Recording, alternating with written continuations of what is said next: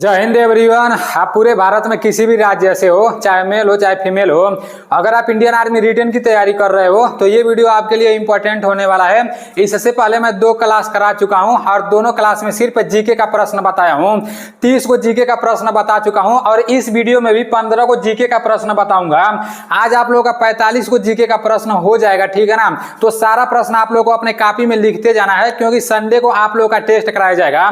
जितना भी प्रश्न मैं बता रहा हूं वो सारा का सारा प्रश्न इकट्ठा करके आप लोगों को बताऊंगा।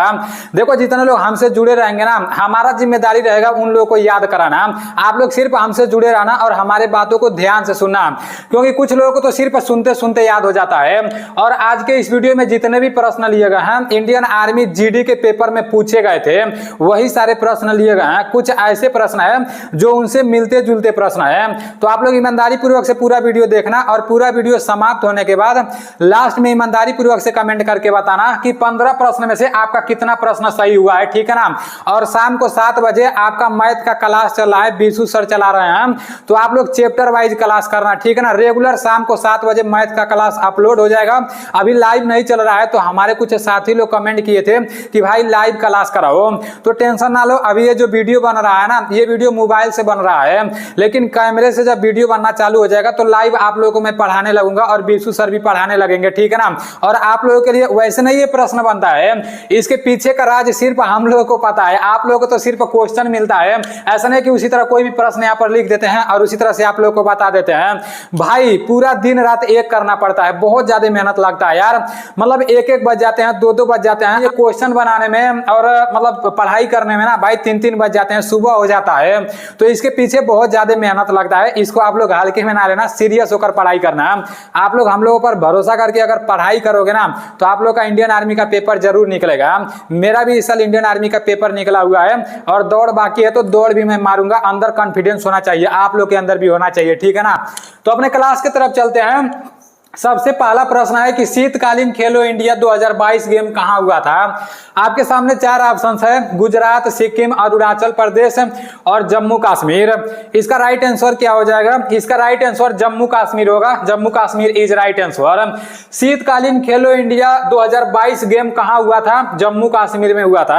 ये करंट अफेयर्स का प्रश्न है। मैं आगे बढ़ने से पहले एक बात और मैं आप लोगों को बताना चाहता हूं। हमारे कुछ साथी लोग कमेंट करके ये पूछते हैं ना कि भाई मैं इंडियन आर्मी जीडी का तैयारी नहीं कर रहा हूं, इंडियन आर्मी ट्रेडमैन का तैयारी नहीं कर रहा हूं, तो मेरे लिए ये जीके जीएस का प्रश्न सही रहेगा या नहीं सही रहेगा? तो बिल्कुल सही रहेगा मेरे भाई, क्योंकि यहाँ पर जितना भी जीके जीएस का प्रश्न पूछा जाता है ना, वो हाईलाइटेड प्रश्न रहता है और वो हर पेपर में पूछे जाते हैं। तो सभी लोगों के लिए ये क्लास इंपॉर्टेंट है, ठीक है ना। और इंडियन आर्मी जीडी ट्रेडमैन वालों के लिए तो मोस्ट इंपॉर्टेंट है। देखो नेक्स्ट प्रश्न है कि बौद्ध धर्म के संस्थापक कौन थे? मोस्ट इंपॉर्टेंट प्रश्न है, बहुत बार इंडियन आर्मी के पेपर में बने हैं, ठीक है ना। और इस बार भी इंडियन आर्मी के पेपर में ये प्रश्न पूछे जाएंगे। आपके सामने 4 ऑप्शंस है, महावीर स्वामी, गौतम बुद्ध और उपगुप्त और चाणक्य। तो इसका राइट आंसर क्या हो जाएगा? इसका राइट आंसर गौतम बुद्ध हो जाएगा। Gautam Buddha is right answer, ठीक है ना। बौद्ध धर्म के संस्थापक कौन थे? गौतम बुद्ध थे। आप लोग अपने दिमाग में सेट कर लेना, बौद्ध धर्म के संस्थापक कौन थे? गौतम बुद्ध थे, ठीक है ना। नेक्स्ट प्रश्न है कि विश्व की सबसे प्राचीन पर्वतमाला कौन सी है? मोस्ट इंपॉर्टेंट प्रश्न है, बहुत बार इंडियन आर्मी के पेपर में प्रश्न बना है। विश्व की सबसे प्राचीन पर्वतमाला कौन सी है? प्राचीन मतलब पुराना होता है, मतलब पूरे विश्व में सबसे पुराना पर्वतमाला कौन है? आपके सामने 4 ऑप्शंस है, हिमालय, एंडवीज, अरावली और विंध्याचल। तो इसका राइट आंसर क्या हो जाएगा? इसका राइट आंसर अरावली हो जाएगा। अरावली इज राइट आंसर, ठीक है ना। आप लोग गिनती करते जाना और लास्ट में ईमानदारी पूर्वक से कमेंट करके बताना कि इन 15 प्रश्नों में से आपका कितना प्रश्न सही हो रहा है। विश्व की सबसे प्राचीन पर्वतमाला मतलब पूरे विश्व की सबसे पुराना पर्वतमाला कौन है? अरावली है, ठीक है ना। और सबसे ऊंचा पर्वतमाला कौन है? ये हिमालय है। तो इसको भी आप लोग को याद करना है, ठीक है ना। हिमालय का ऊंचाई कितना है? 8848 मीटर है। आप लोग अपने कॉपी में लिख लेना, ठीक है ना। और देखो किसी भी प्रश्न को लेकर अगर आप लोग को ऐसा लगेगा कि नहीं इसका आंसर ये नहीं हो सकता है, तो भाई उसको आप लोग कमेंट में जरूर लिखना।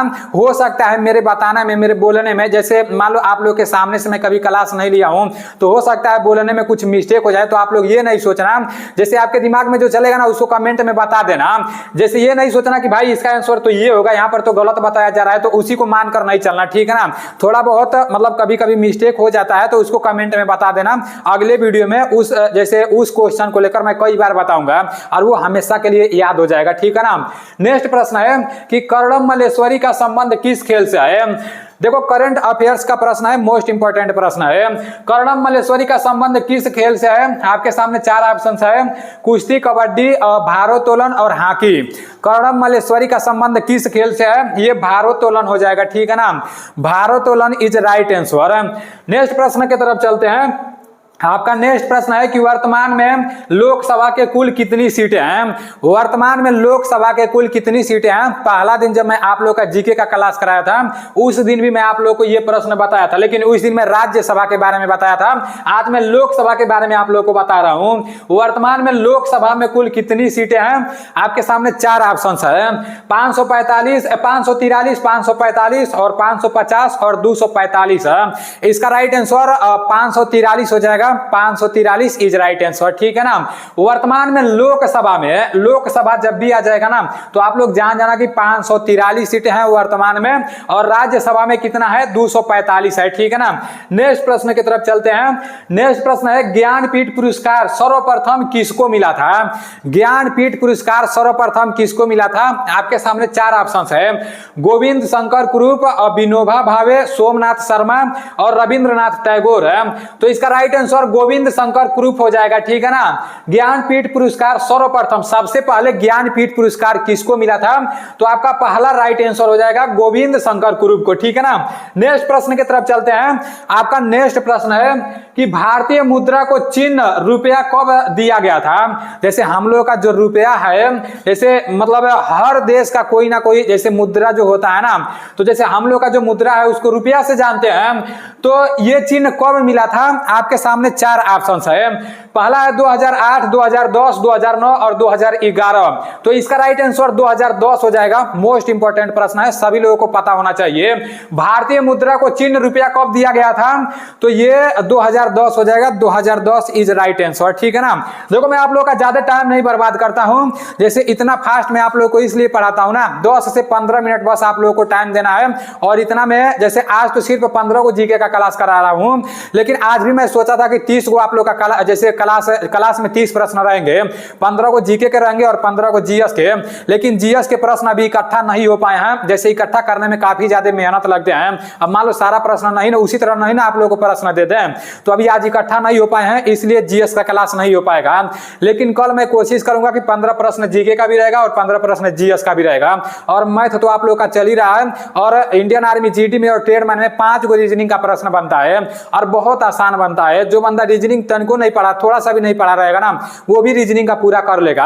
क्योंकि इस बार जो इंडियन आर्मी का पेपर हुआ है सब लोग रीजनिंग का पूरा प्रश्न किए हैं, तो रीजनिंग को लेकर आप लोग परेशान नहीं होना, वो बीसू सर रीजनिंग बता देंगे, ठीक है ना। नेक्स्ट प्रश्न है कि लोकटक झील किस राज्य में है। लोकटक नाम आप लोग को थोड़ा अटपटा लग रहा होगा, थोड़ा नया लग रहा होगा, तो आपके सामने 4 ऑप्शन है, उड़ीसा, मणिपुर, जम्मू कश्मीर, राजस्थान है। देखो जो भी नाम आप लोगों को थोड़ा अटपटा लगेगा ना, उसको आप लोग अपने दिमाग में एकदम सेट कर लेना। लोकटक झील किस राज्य में है, तो ये इसका राइट आंसर आपका हो जाएगा मणिपुर, ठीक है ना। Manipur is right answer.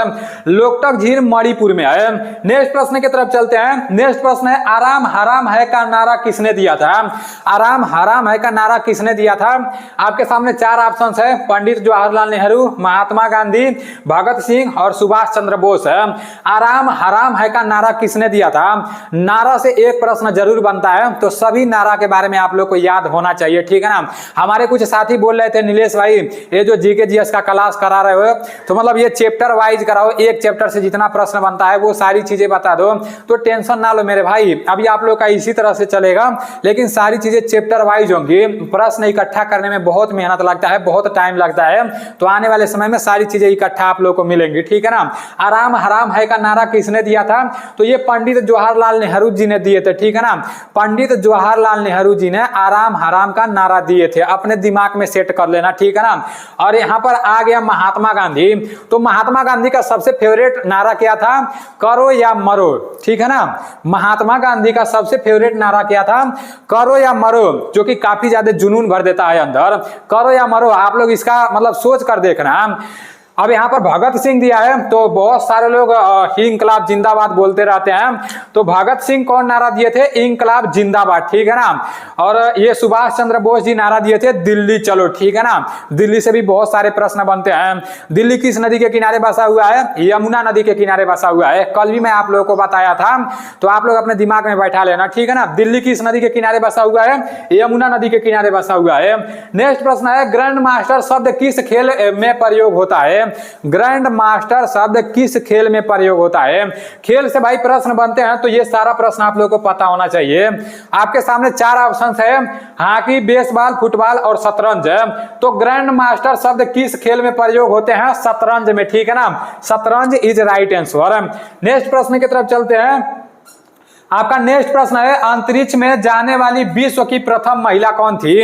अंतरिक्ष में जाने वाली विश्व की प्रथम महिला कौन थी? मोस्ट इंपॉर्टेंट प्रश्न है, और यहाँ पर बहुत सारे लोग कंफ्यूजन में पड़ जाते हैं। तो आप लोगों को कंफ्यूजन में पड़ने की जरूरत नहीं है, ठीक है ना। आपके सामने 4 ऑप्शन है, जुनको तबई, बछेंद्री पाल, और यहाँ दिया है वेलेंटीना तेरेस्कोवा, उसके बाद से कल्पना चावला। इसका राइट आंसर क्या हो जाएगा? इसका राइट आंसर होगा वेलेंटीना तेरेस्कोवा, ठीक है ना। अंतरिक्ष में जाने वाली विश्व की प्रथम महिला कौन थी? वेलेंटीना तेरेस्कोवा थी। नेक्स्ट प्रश्न की तरफ चलते हैं। नेक्स्ट प्रश्न है कि भारत का सर्वोच्च गैर सैनिक पुरस्कार कौन सा है? भारत का सर्वोच्च गैर सैनिक पुरस्कार कौन सा है, ठीक है ना। यहाँ पर देखो, वीरता का पुरस्कार नहीं पूछा जा रहा है। अगर वीरता का पुरस्कार पूछता तो वो परमवीर चक्र होता। कल के क्लास में मैं आप लोगों को बताया भी था, ठीक है ना। वीरता का पुरस्कार कौन सा होता है? परमवीर चक्र होता है। नाम में ही छिपा हुआ है वीर, परमवीर। वीरता का पुरस्कार कौन होता है? परमवीर चक्र होता है, ठीक है ना। लेकिन यहां पर पूछा जा रहा है कि भारत का सर्वोच्च गैर सैनिक, जैसे जब दे देगा गैर सैनिक पुरस्कार कौन सा है? आपके सामने 4 ऑप्शन है, परमवीर चक्र, भारत रत्न, वीर चक्र और अशोक चक्र। तो इसका राइट आंसर क्या हो जाएगा? इसका राइट आंसर अशोक चक्र हो जाएगा, ठीक है ना। अशोक चक्र इज राइट आंसर। जब दे देगा कि गैर सैनिक पुरस्कार कौन सा है, तो ये अशोक चक्र है। परमवीर चक्र कौन सा है? वीरता का सर्वोच्च पुरस्कार है, ठीक है ना। नेक्स्ट प्रश्न की तरफ चलते हैं। नेक्स्ट प्रश्न है, भारतीय ओलंपिक संघ की प्रथम महिला अध्यक्ष कौन है? भारतीय ओलंपिक संघ की प्रथम महिला अध्यक्ष कौन है? मोस्ट इंपोर्टेंट प्रश्न है।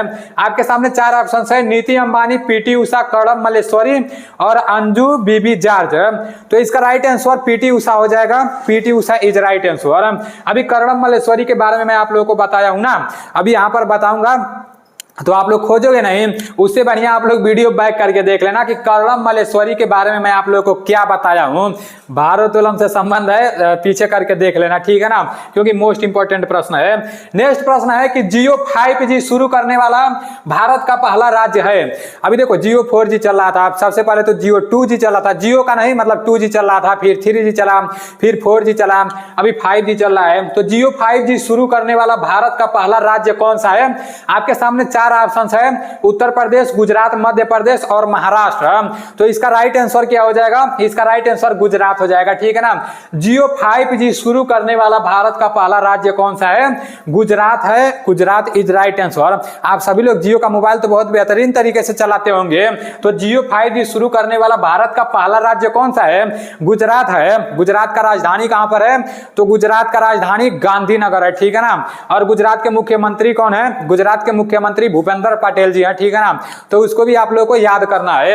अब नेक्स्ट प्रश्न की तरफ चलते हैं, और लास्ट प्रश्न है, वर्तमान में पंजाब के मुख्यमंत्री कौन है?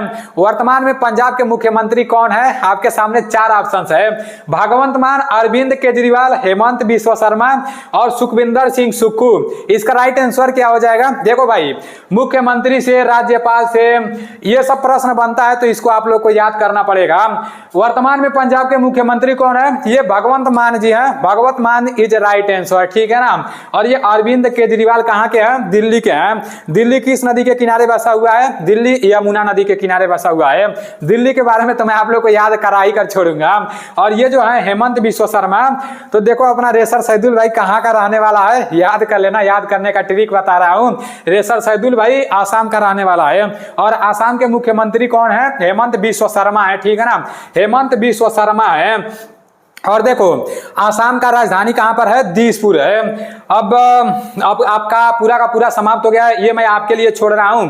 सुखविंदर सिंह सुक्खू कहां के मुख्यमंत्री हैं? तो इसको आप लोग सर्च मारकर देख लेना। अगर आप सर्च मारकर देखोगे ना तो फिर आपके दिमाग में सेट हो जाएगा। आज के टोटल 15 प्रश्न समाप्त हो गए हैं। इन 15 प्रश्नों में से आपका कितना प्रश्न सही हुआ है ईमानदारी पूर्वक से कमेंट करके बताना। कुछ लोग तो झूठ बोल देते हैं, बोलते हैं कि 15 में से 15 सही हो गया है, लेकिन कुछ लोग एकदम सही बताते हैं। एक भाई साहब कमेंट किए थे कि भाई मेरा 15 में से 5 प्रश्न सही हुआ है, तो वो एकदम ईमानदारी पूर्वक से पढ़ाई कर रहे हैं। इसी तरह से आप लोगों को भी पढ़ाई करना है। अब मेरे कहने का मतलब ये नहीं है कि 15 में से 15 को सही कर रहे हो तो आप भी 5 को बताना तो आप बढ़िया से पढ़ाई कर रहे हो, मैं ये नहीं कहना चाहता हूं। जितना सही होगा ईमानदारी पूर्वक से बताना। अगर झूठ बोलोगे ना तो आपको अपने अंदर खुद खालेगा, ठीक है ना। तो चलो ठीक है, मिलते हैं अगले वीडियो में। और शाम को 7 बजे आप लोगों का मैथ का क्लास होगा और कल 15 जीके का क्वेश्चन रहेगा और 15 जीएस का क्वेश्चन रहेगा। तो मिलते हैं अगले वीडियो में। जय हिंद।